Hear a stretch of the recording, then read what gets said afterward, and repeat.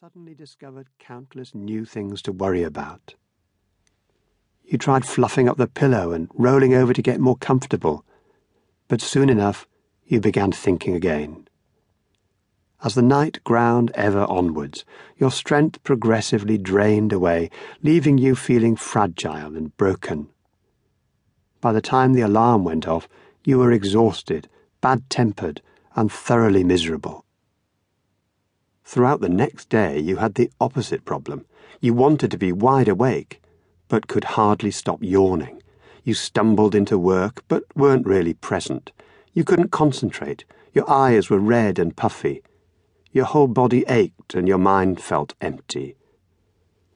You'd stare at the pile of papers on your desk for ages, hoping something, anything, would turn up so that you could gather enough momentum to do a day's work. In meetings, you could barely keep your eyes open, let alone contribute anything intelligent. It seemed as though your life had begun to slip through your fingers. You felt ever more anxious, stressed, and exhausted. This audiobook is about how you can find peace and contentment in such troubled and frantic times as these. Or rather, it's about how you can rediscover them. For there is a deep wellspring of peace and contentment living inside us all, no matter how trapped and distraught we might feel. They're just waiting to be liberated from the cage that our frantic and relentless way of life has crafted for them. And so we want to help you understand where true happiness, peace, and contentment can be found, and how you can rediscover them for yourself. This audiobook will teach you how to free yourself progressively from anxiety, stress, unhappiness, and exhaustion. We're not promising eternal bliss.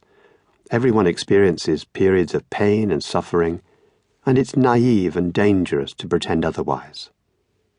And yet, it is possible to taste an alternative to the relentless struggle that pervades much of our daily lives. We offer a series of simple practices that you can incorporate into your daily life.